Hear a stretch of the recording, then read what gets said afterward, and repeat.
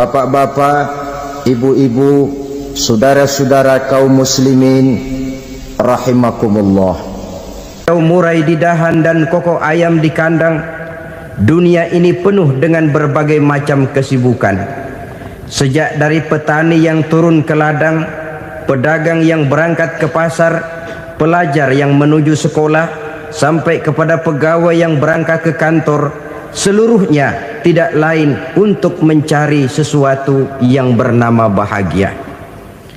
Setiap orang menginginkan kebahagiaan, dan tidak seorang pun menginginkan kesengsaraan dalam kehidupan ini. Namun nyatanya tidak setiap orang yang ingin bahagia mengetahui jalan yang harus ditempuhnya untuk sampai kepada kebahagiaan itu. Maka pada kesempatan pertemuan kali ini, saya ingin menyampaikan sebuah hadis dari junjungan kita baginda Nabi besar Muhammad sallallahu alaihi wasallam yang termuat dalam kitab Mukhtarul Ahadits An-Nabawiyah, di mana beliau bersabda, arba'un min sa'adatil mar'i. Ada 4 perkara yang merupakan tanda dari orang bahagia. Saya mau tanya, di antara saudara-saudara yang hadir di sini, apa ada yang kepengen jadi orang sengsara? Ya. Seluruhnya tentu ingin mendapatkan kebahagiaan. Maka menurut resep dari Nabi kita, tanda orang bahagia itu 4. Jadi kalau saudara ingin bahagia, harus mempunyai 4 perkara ini. Yang pertama, orang bahagia itu kata Nabi, darun wasi'un. Punya rumah biar bagus asal gede. Enak ngaturnya, daripada sudah punya rumah kecil adanya di pinggir kali, gubuk, kalau hujan bocor, miring lagi, kiamat.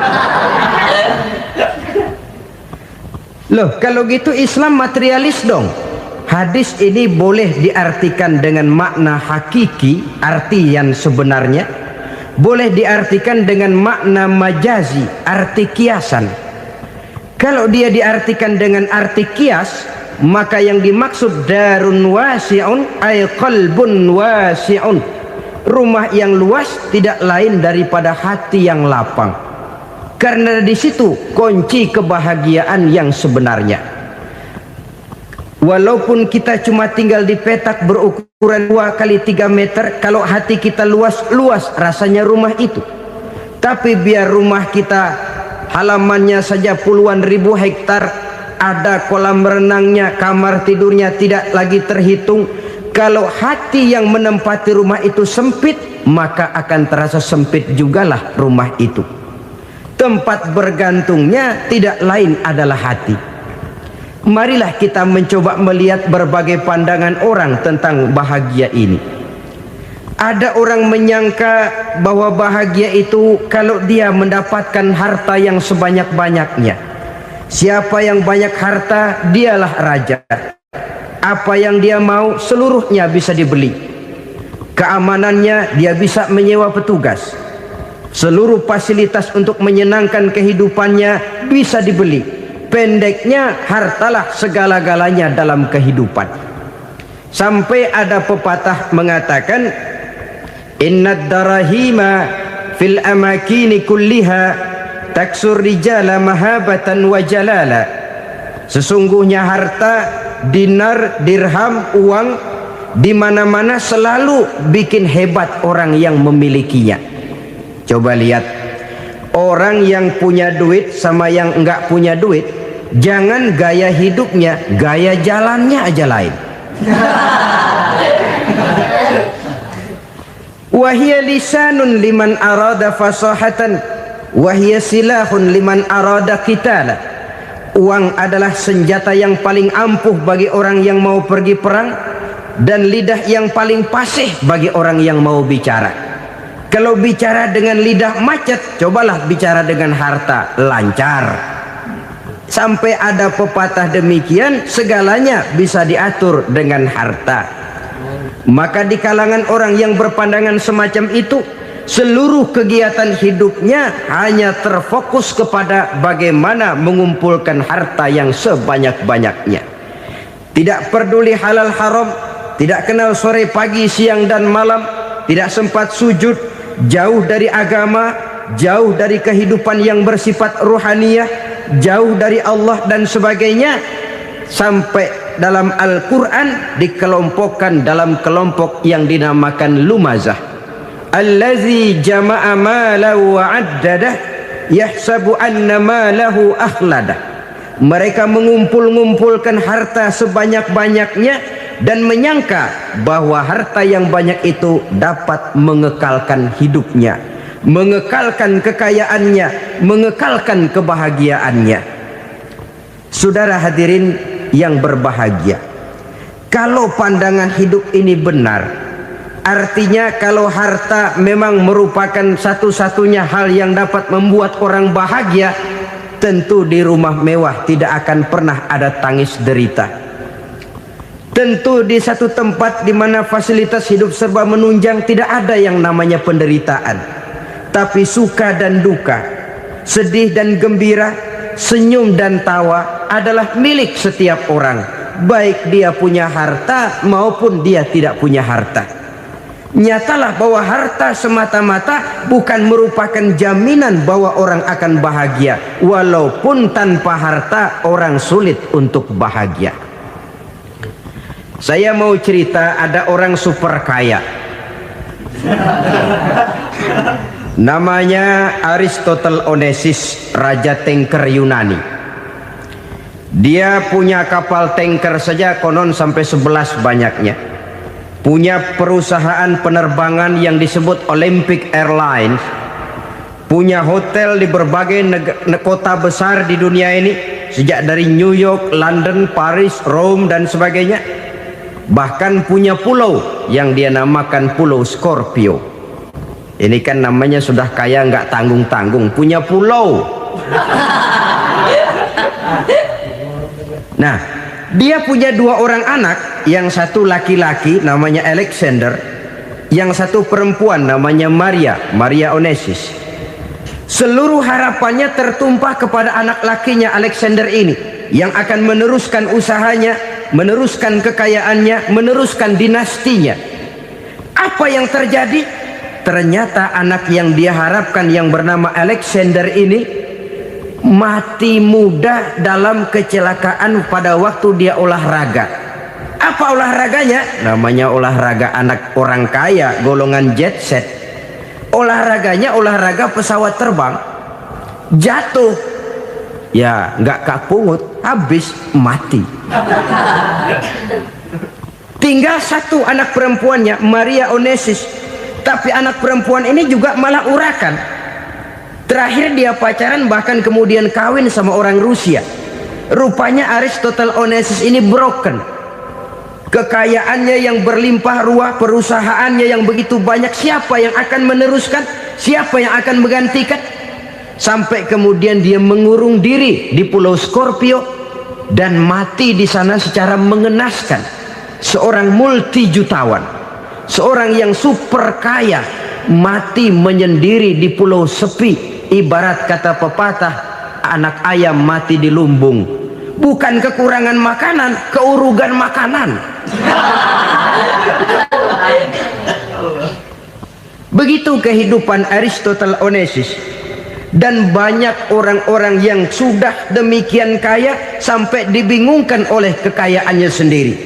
Telusurilah kehidupan David Rockefeller misalnya, Henry Ford misalnya, Adnan Khashoggi misalnya. Multi jutawan yang kadang-kadang dibuat keder oleh kekayaannya sendiri. Pantas ketika Imam Ali ditawarkan orang, "Ya Ali, kalau kepadamu disuruh pilih ilmu atau harta, kau pilih mana?" Ya jelas pilih ilmu dong. Kenapa? Pertama, ilmu kalau kita berikan kepada orang lain tambah.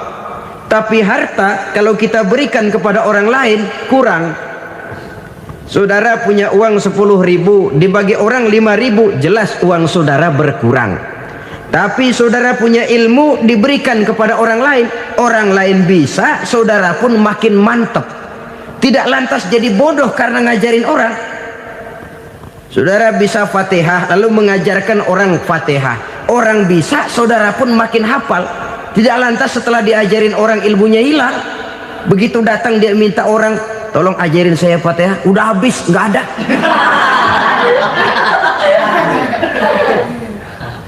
Yang kedua kata Imam Ali, ilmu menjaga kita. Kalau harta kita yang harus jaga. Makin banyak ilmu makin terpelihara diri seharusnya.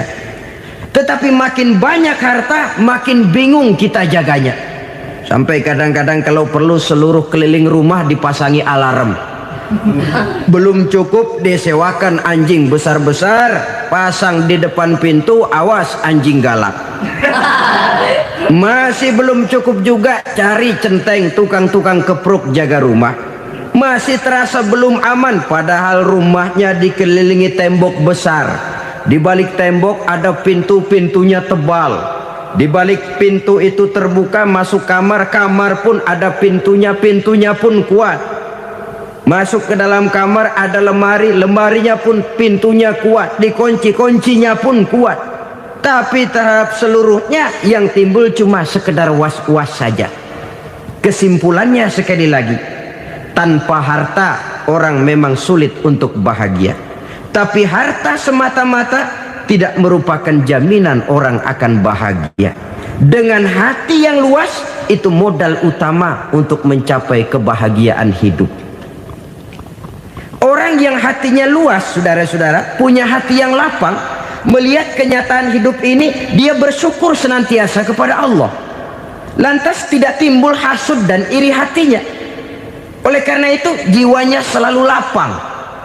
Kalau tidak, cupik hati namanya, dangkal pandangan, tidak senang melihat orang lain dapat nikmat, dan itu sering dijadikan contoh. Kalau orang yang lapang dada, dia lihat tetangganya beli TV baru, dia berkata, alhamdulillah ya, tetangga kita beli TV, mudah-mudahan kita bisa ikut nonton. Lapang dadanya. Tapi orang yang sempit hati, lihat tetangga beli televisi, meriang. Enggak dia apa-apain, meriang. Besoknya dengar tetangga beli motor, makin sakit, ke rumah sakit. Lalu di rumah sakit dengar tetangganya beli mobil, mati. Disiksa oleh perasaannya sendiri. Orang kalau hati sudah sempit dalam hidup, kemanapun dia pergi, sempit rasanya medan kehidupannya. Kemudian kita melihat juga ada orang yang menilai bahwa bahagia itu katanya kalau punya kedudukan yang tinggi, pangkat yang agung, wibawa yang besar. Mungkin betul, tapi mungkin juga tidak. Bergantung kepada hati orang yang punya pangkat itu. Sama dengan harta tadi. Harta akan membawa bahagia kalau dia jatuh ke tangan orang yang berhati lapang. Tapi harta akan jadi bencana kalau jatuh ke tangan hati orang yang sempit.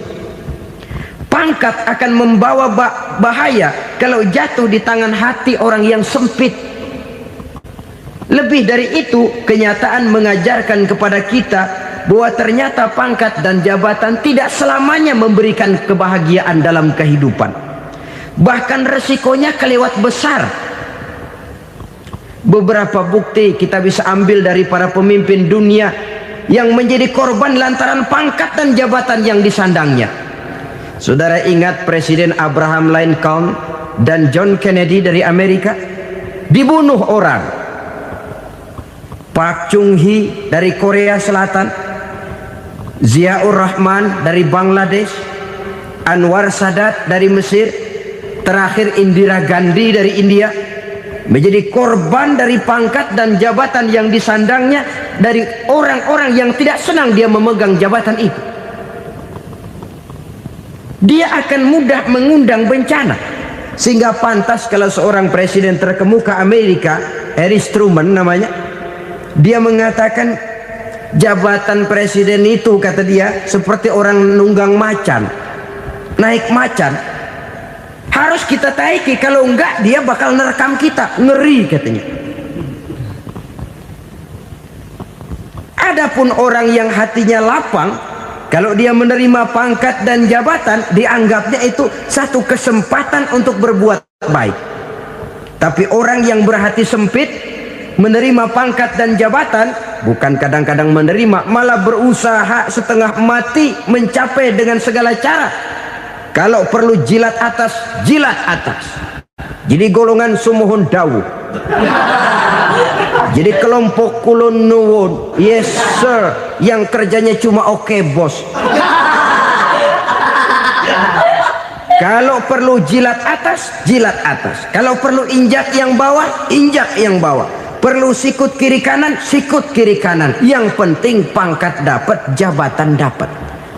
Orang yang semacam ini, kalau sudah mempunyai pangkat dan jabatan, biasanya dia tidak menganggap itu sebagai amanah, tidak menganggap sebagai kesempatan berbuat baik, tapi malah kesempatan untuk memperturutkan hawa nafsunya yang dilatar belakangi oleh kesempitan hatinya tadi. Apalagi kalau orang memperoleh pangkat karena banyak mengeluarkan uang. Seakan-akan pangkat dan jabatan itu sekarang macam proyek, pakai tender. Siapa yang berani bayar segini naik, nggak berani minggir. Padahal logikanya, kalau orang mencapai satu jabatan karena banyak mengeluarkan uang, hampir bisa dipastikan bahwa setelah jabatan itu dia pegang, langkah pertama yang akan dilakukannya ialah berusaha bagaimana uang yang dia keluarkan supaya kembali. Ya paling kurang pulang modal dulu dong. Soal mikirin rakyat soal nanti, tapi ini modal harus pulang. Itu celakanya kalau orang memperoleh pangkat dan jabatan cuma karena banyak mengeluarkan uang. Jarang orang yang mempunyai keyakinan dan pandangan bahwa pangkat dan jabatan merupakan amanah. Jadi sekali lagi, pangkat dan jabatan mungkin saja membawa kebahagiaan kalau jatuh ke tangan orang yang berhati lapang. Tapi bisa jadi bencana kalau dia jatuh ke tangan orang yang mempunyai hati yang sempit. Dan lagi-lagi stresnya hati yang lapang.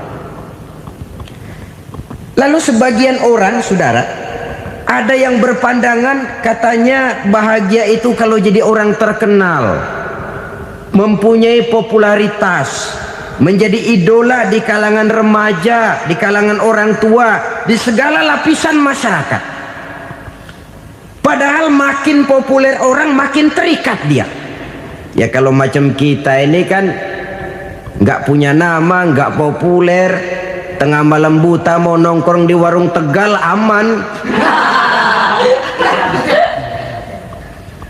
Tapi pangkat, jabatan, kedudukan, popularitas menyebabkan kita diikat dengan berbagai macam peraturan. Cuma mandi sama ke WC saja yang nggak dikawal. Benarkah popularitas, ketenaran membawa kebahagiaan? Mungkin ya, tapi mungkin juga tidak. Kenapa? Banyak orang-orang populer yang mengakhiri hidupnya secara tragis. Kita ambil beberapa nama. Di Amerika tahun 60-an ada bintang seksi paling terkenal yang dijuluki seks bom. Bom seks. Sampai sekarang jadi legenda, namanya Marilyn Monroe. Singkatan doublenya itu inisialnya MM, Marilyn Monroe.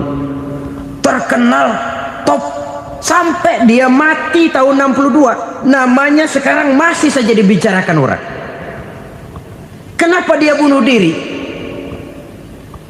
Tidak punya hartakah dia? Banyak. Kurang populerkah dia? Seluruh dunia mengenalnya. Sejak rakyat kecil sampai pejabat tinggi dia punya hubungan. Kenapa?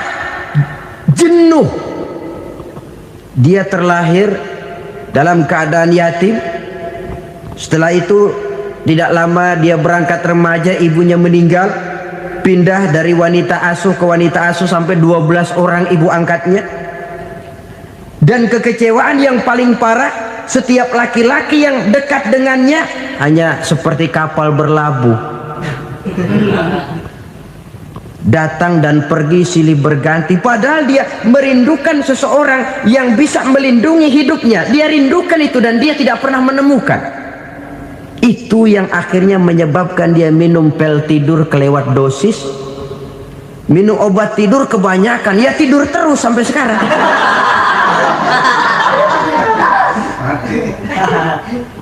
Dia mengakui, saya telah memiliki ketenaran, tapi saya tidak pernah hidup dalam ketenaran itu. Saya pandai main sandiwara, tapi saya ingin hidup dalam alam yang real sebagaimana umumnya orang. Itu yang dia rindukan. Menyusul jejak yang namanya Marilyn Monroe ini, Billie Holiday, saudara kenal tentu, di rumah sakit dirawat. Dia juga minum obat overdosis, mati lagi. Jimi Hendrix minum obat tidur overdosis kelewat batas, mati lagi. Lalu yang menghanyutkan diri di danau, Janis Joplin dan Brian Jones. Ini orang-orang populer, orang-orang terkemuka yang mengakhiri hidup secara tragis, bukan karena tidak terkenal, mungkin karena sudah saking terkenalnya. Contoh paling belakangan, Bruce Lee. Wah, ini tukang-tukang keprok tentu kenal siapa dia.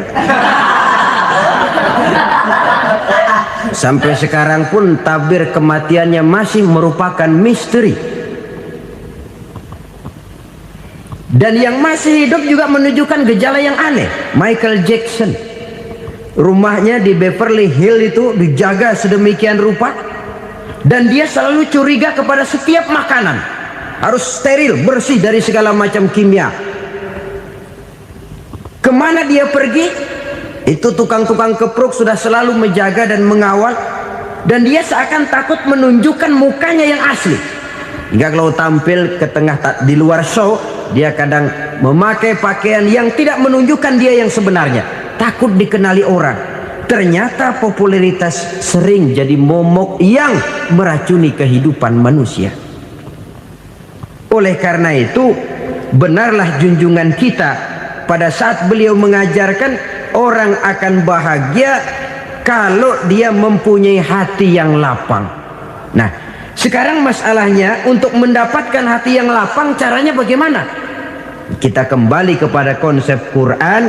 Allah mengajarkan, ala inna bi dzikrillahi tatmainnul qulub. Ketahuilah bahwa dengan banyak mengingat Allah, hati akan tenang, jiwa akan lapang. Dengan kata lain, dekat dengan agama, merasakan kehadiran Allah dekat dalam hidup. Itu muara pertama untuk mencapai hati yang lapang. Ala inna bi dzikrillahi tatmainnul qulub. Jangan macam orang sekarang ingin mendapatkan ketenangan lalu tapak di puncak gunung, di gua-gua, di tempat sepi. Iyalah kalau nggak ada ular. Kalau tergigit ular berbisa, ketenangan belum, mati jelas itu.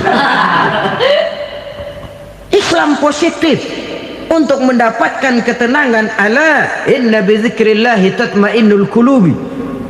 Bahwa ketahuilah bahwa dengan banyak mengingat Allah, hati akan tenang, jiwa akan lapang, nuansa pikiran akan luas. Karena yang namanya bahagia ada dimanapun manusia berada. Di kampung ada bahagia, di kota ada bahagia, di ngarai, di lembah, di gunung, di hutan, di lautan, di angkasa luar, dimanapun bahagia itu ada kalau kita bermodalkan hati yang lapang ini.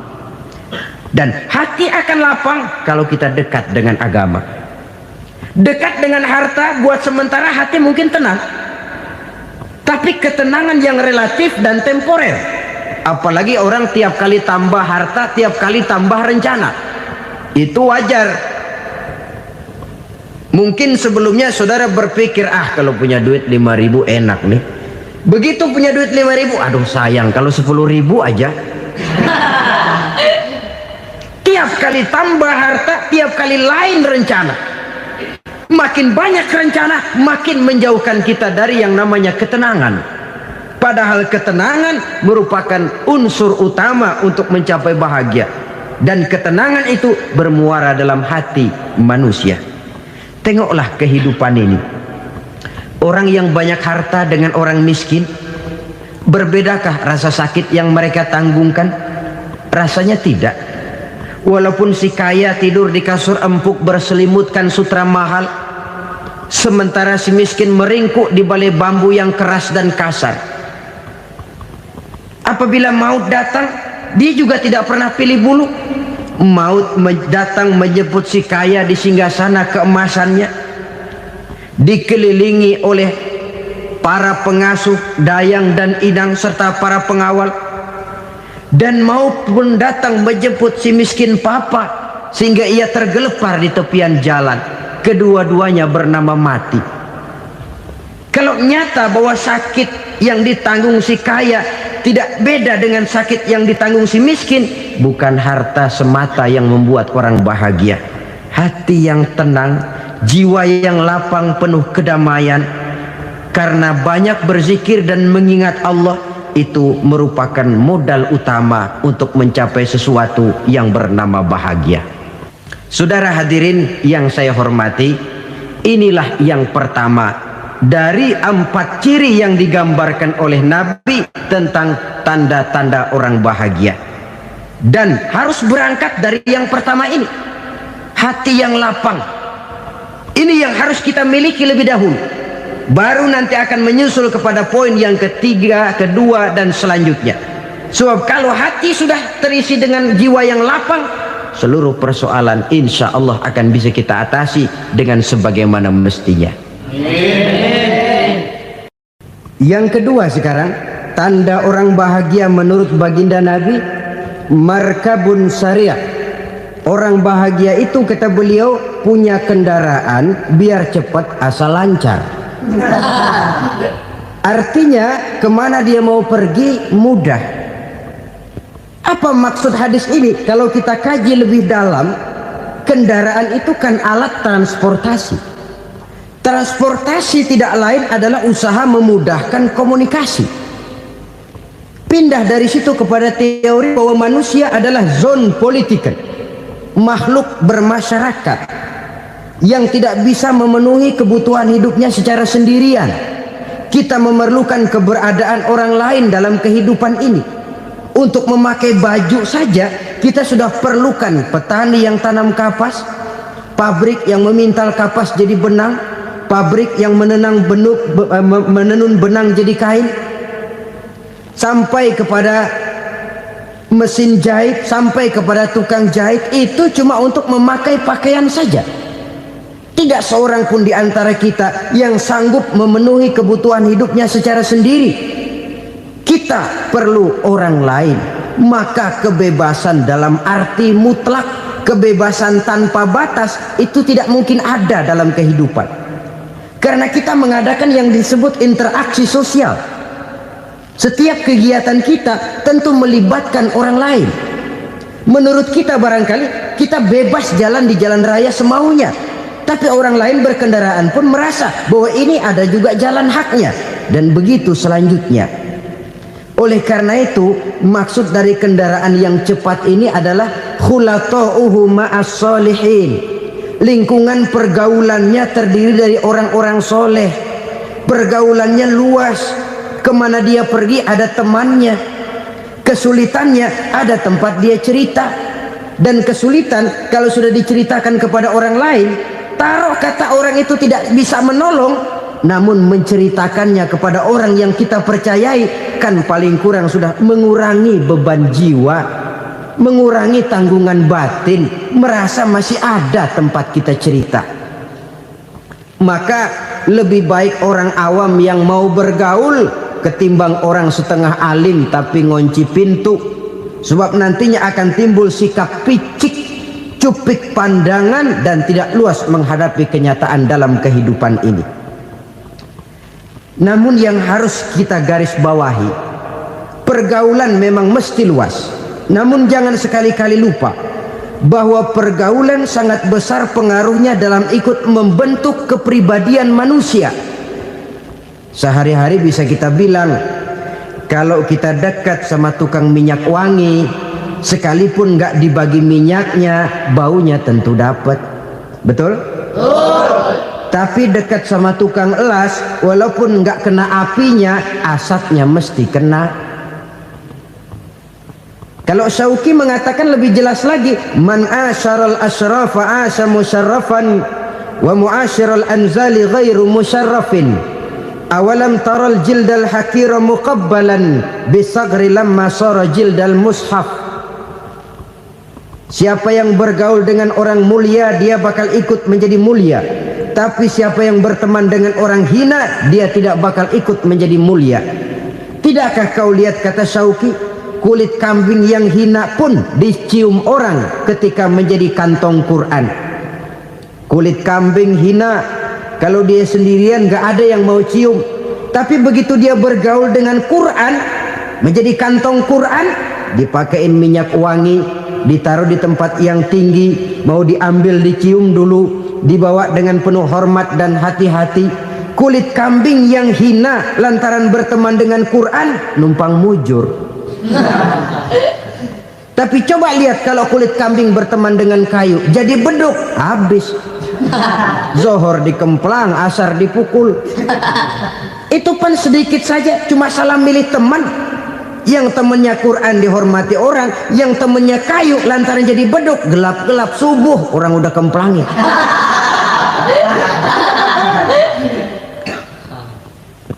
Maka terutama kepada adik-adik remaja yang masih mencari identitas diri, yang ibarat kaset masih kaset kosong, mudah diisi oleh apapun, pandai-pandailah memilih teman dalam bergaul.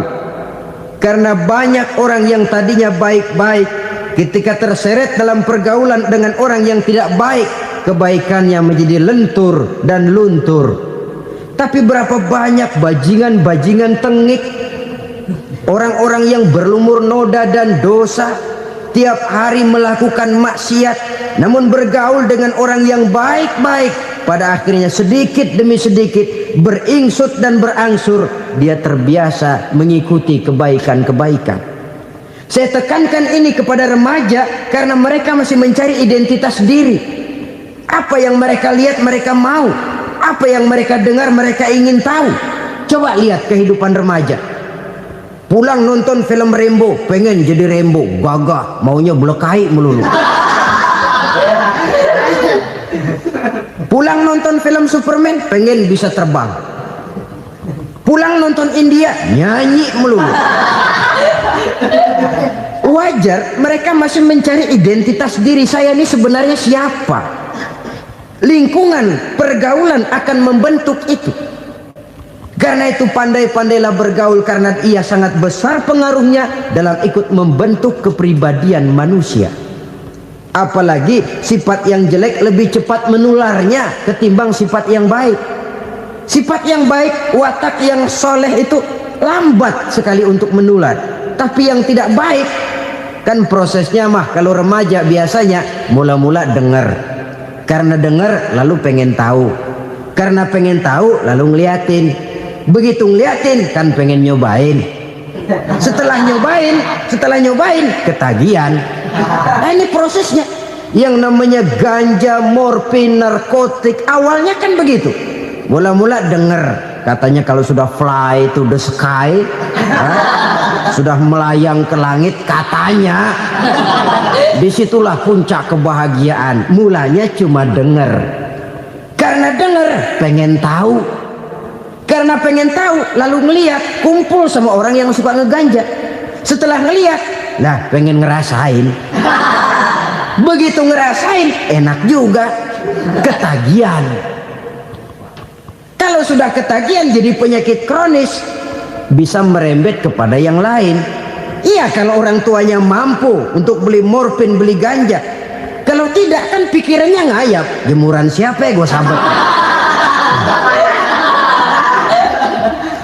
Timbullah perbuatan-perbuatan negatif yang bermula dari salah pergaulan. Apalagi buat adik-adik remaja yang tinggal di kota-kota besar, yang pengaruh budaya, pengaruh kesenian, pengaruh struktur kehidupan yang nampak makin individualistis, di mana persaingan tajam, tensi ekonomi tinggi, orang mudah mengalami stres. Pandai-pandailah dalam bergaul, sekali lagi, karena ia sangat besar pengaruhnya dalam ikut membentuk kepribadian manusia.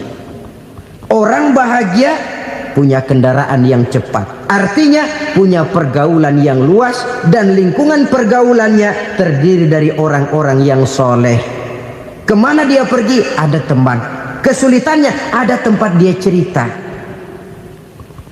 Tapi kalau sudah menyendiri, hidup sendiri, kesulitan dipikiri sendiri, bisa mati belum waktunya. Tidak ada tempat berbagi rasa, tidak ada tempat bercerita, tidak ada tempat mengurangi beban dalam kehidupan.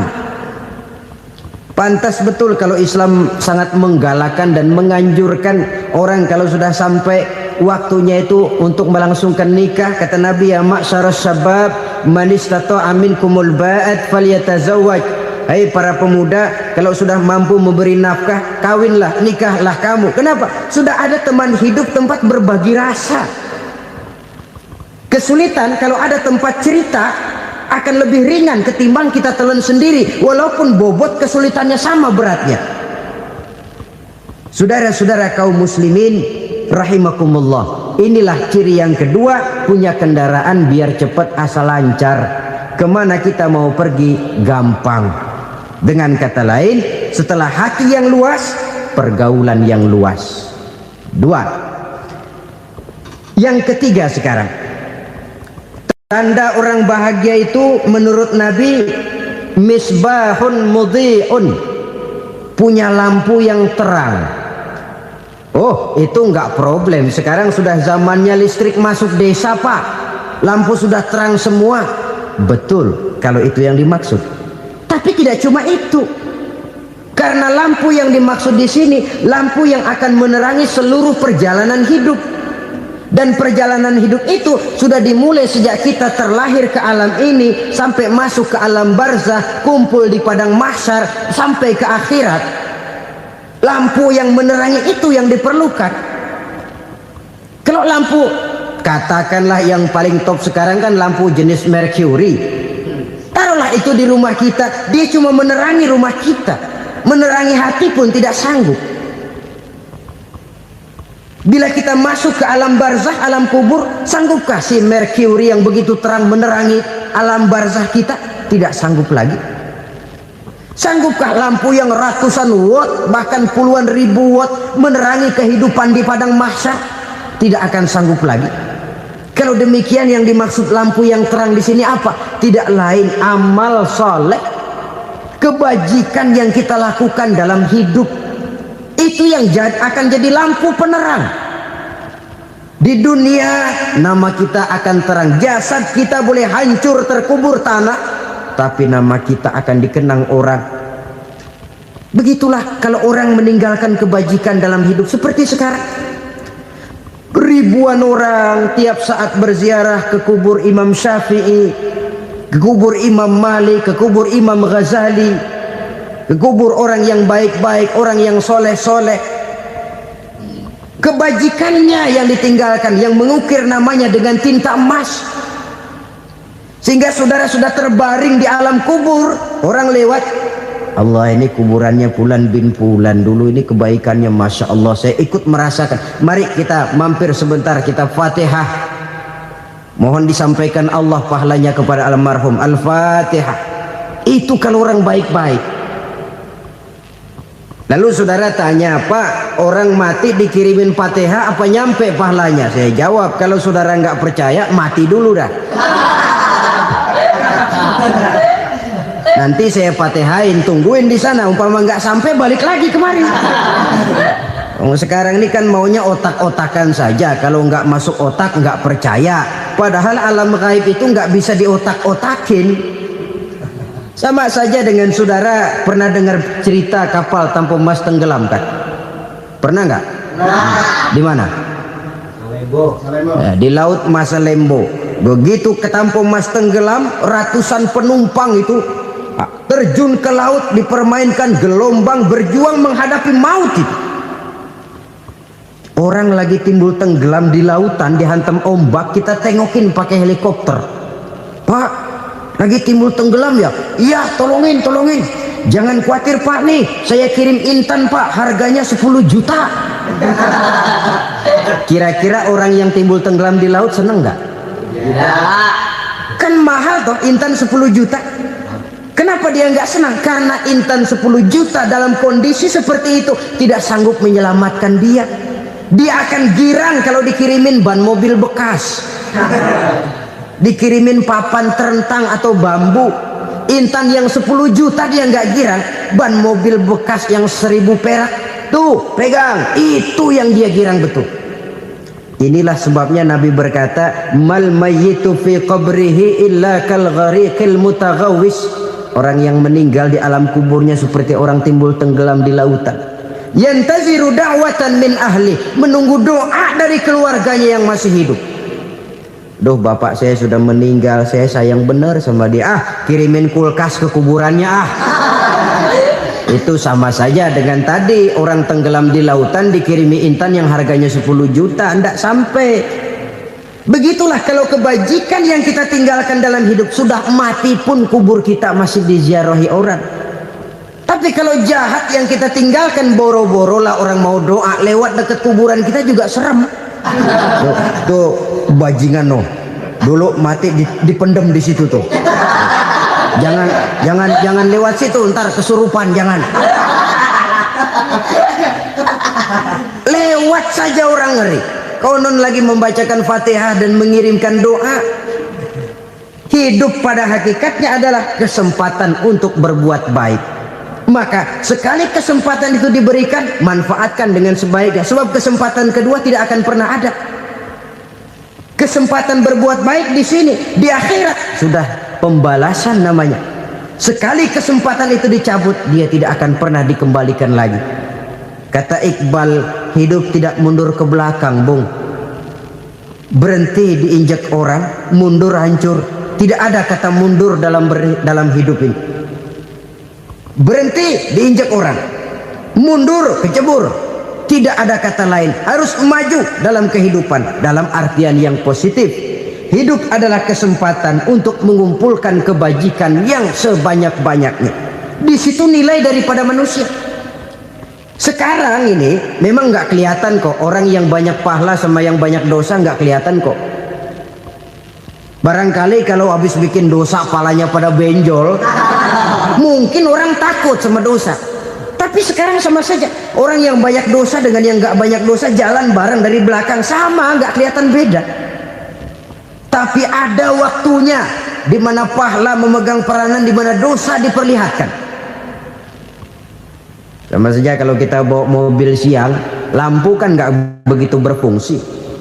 Apa lalu bilang, alah ini lampu berat-beratin, copot-copotin aja dah. Tidak perlu begitu. Kenapa? Pada suatu saat malam senja akan datang. Bila matahari terbenam, senja pun datang, gelap mulai merayap, disitulah baru terasa perlunya lampu. Pahala begitu. Sekarang orang yang nggak ada pahalanya nggak kelihatan dalam kehidupan. Tapi pada suatu saat senja kehidupan akan datang. Ajal merenggut nyawa, malam merayap, dan hidup mulai diliputi kegelapan di alam barzah. Dikala itu kalau nggak punya lampu, alangkah malangnya kita.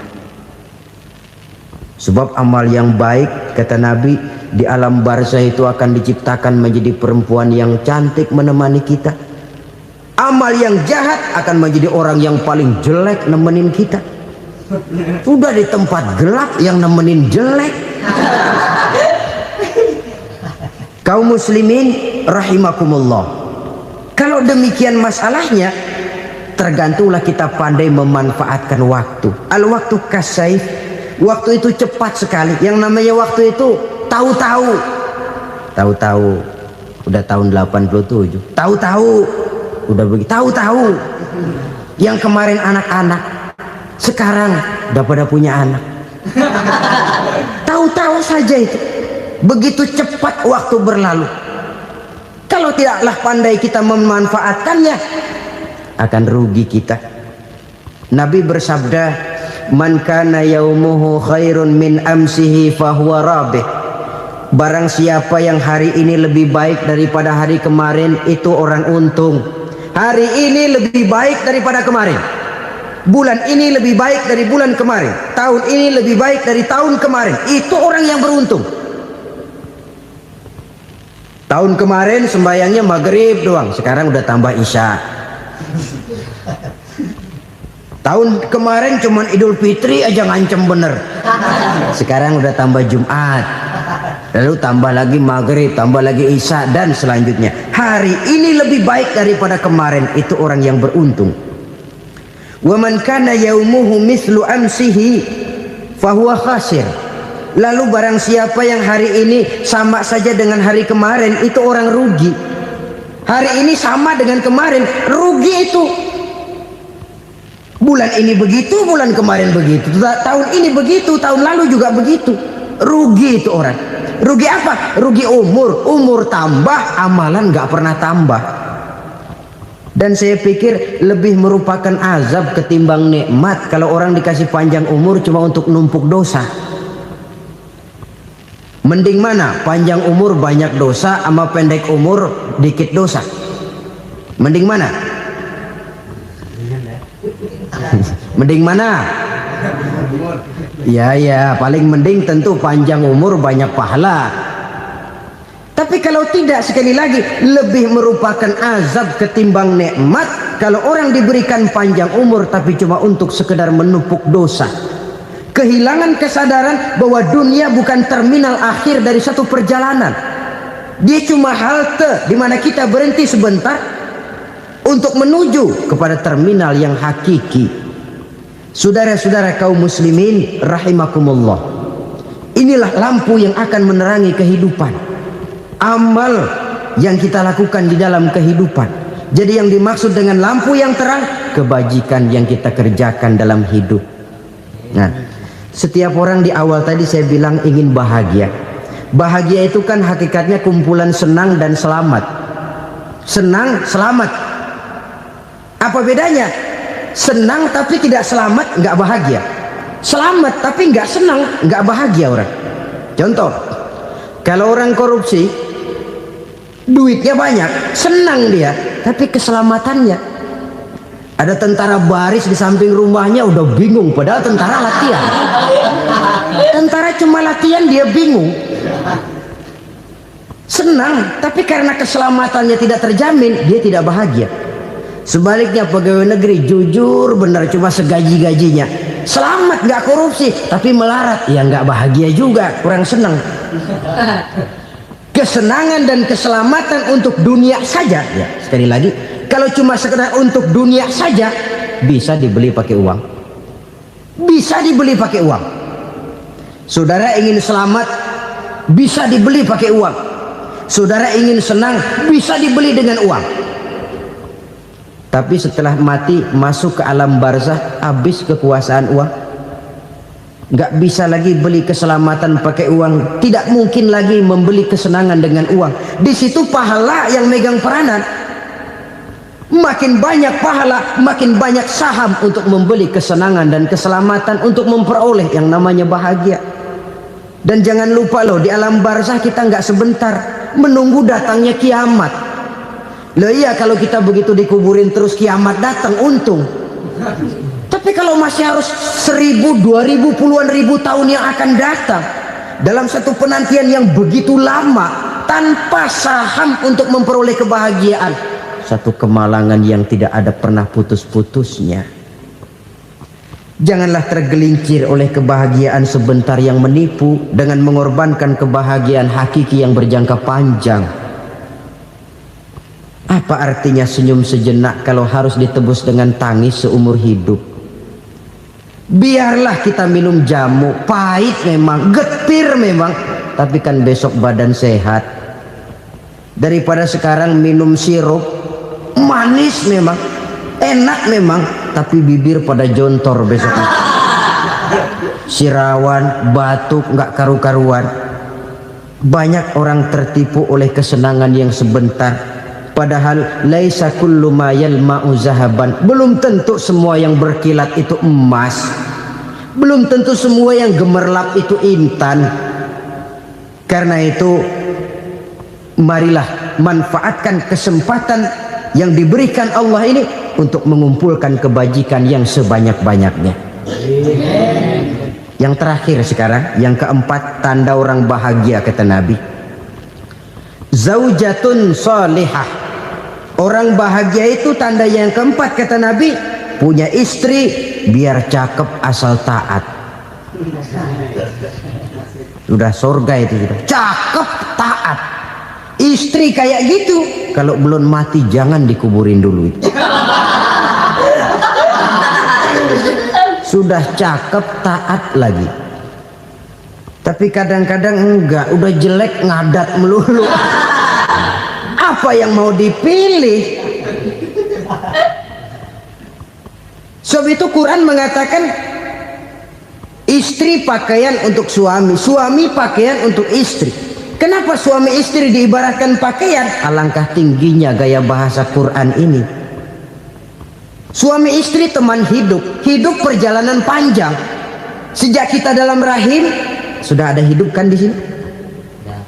Sampai ke alam dunia, masuk ke alam barzah, kumpul di padang mahsyar, sampai menuju akhirat, itu perjalanan hidup. Carilah istri atau suami teman hidup yang membawa manfaat tidak hanya kehidupan di dunia ini, sampai di alam barzah, sampai di padang mahsyar. Suaminya mungkin meninggal lebih dulu atau istrinya mungkin meninggal lebih dulu, tapi suami atau istri yang masih hidup berbuat kebajikan. Suami saya meninggal, ada hartanya, saya sedekahkan, niat pahala untuk almarhum suami saya. Ini teman hidup, tidak dibatasi dan tidak bisa dipisahkan oleh maut sekalipun.